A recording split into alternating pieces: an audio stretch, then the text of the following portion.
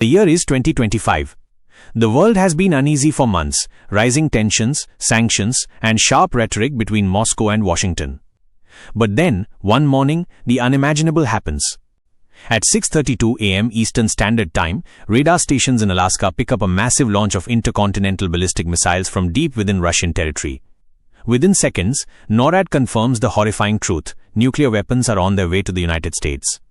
The president is rushed into the Situation Room, sirens wail across American military bases, and the world holds its breath. Humanity has just entered its darkest hour. Minute 1 to 15, the first shock. Phones buzz with emergency alerts. Take shelter immediately. Nuclear attack incoming. Most Americans stare at the message in disbelief. Some think it's a glitch, like the false alert in Hawaii years ago. But the military knows better. Submarines in the Atlantic and Pacific immediately prepare their counterstrike. Within 15 minutes, the first warheads detonate.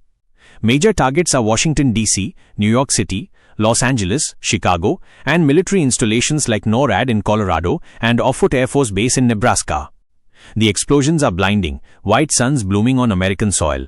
Entire city centers vanish in an instant, millions killed immediately. Shockwaves flatten skyscrapers. Fires roar across miles. A 1-3 retaliation. The United States, operating on its mutually assured destruction doctrine, launches a full counterstrike. Nuclear submarines hidden beneath the oceans fire back at Russia. In less than an hour, Moscow, St. Petersburg, and dozens of Russian military bases are obliterated. Europe, Asia, and the Middle East panic as fallout spreads through the atmosphere. NATO is on emergency alert.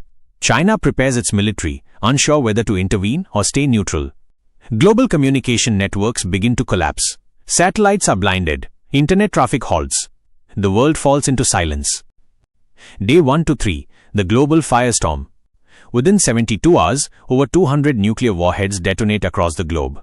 Russia and the USA are devastated, tens of millions dead instantly, hundreds of millions more injured, sick, or without shelter. Nuclear fallout spreads across the northern hemisphere. Jet streams carry radioactive ash across Canada, Europe, and parts of Asia. Crops wither under blackened skies. Air travel ceases. World leaders scramble to meet. The United Nations headquarters, destroyed in New York, no longer exists. Smaller nations demand peace, but the superpowers have already unleashed destruction too vast to stop. Week 1 to 2, collapse of civilization. Cities that survived the blasts face chaos. Power grids are destroyed. Hospitals overflow with burn victims and radiation poisoning cases. Drinking water becomes contaminated. Looting, riots, and desperation take over.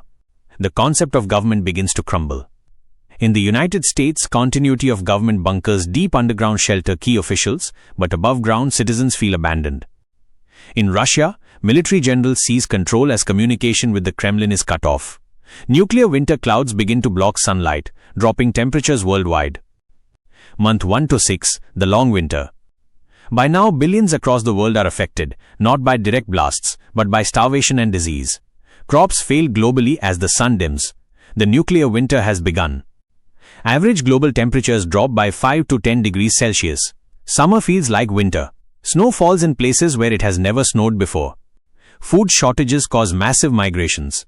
Countries with little direct damage, like parts of South America and Africa, struggle to absorb millions of desperate refugees. Wars break out over resources. International trade collapses. Oil, gas, and food supplies vanish. Humanity retreats to survival mode. Year 1 to 2, a new dark age. The once mighty cities of New York, Los Angeles, Moscow, and St. Petersburg lie in ruins, radioactive wastelands uninhabitable for centuries. Global population drops drastically. From 8 billion, humanity crashes to nearly 3 billion. Nations fragment, governments fall, and small local warlords rise in the absence of centralized control. Technology, once a symbol of progress, becomes a relic. Without electricity and industry, smartphones, computers, and even medicine become useless. Humanity begins to live as it did centuries ago, farming, scavenging, and fighting for survival. Year 3 to 10, struggle for survival. Nuclear winter slowly begins to lift, but the planet is forever changed. Radiation zones remain deadly. Many species of animals vanish. Oceans turn toxic in some regions. A few scattered communities survive underground or in isolated areas less affected by fallout. These survivors form the seeds of new societies. Some dream of rebuilding civilization, others simply focus on surviving another day. But scars remain, skies are dim, lands barren, and the memory of the Great War forever etched into human history. The final lesson: if Russia launched a nuclear attack on the USA tomorrow, there would be no winners. Both nations, once proud superpowers, would be reduced to ashes. The entire planet would suffer in the aftermath.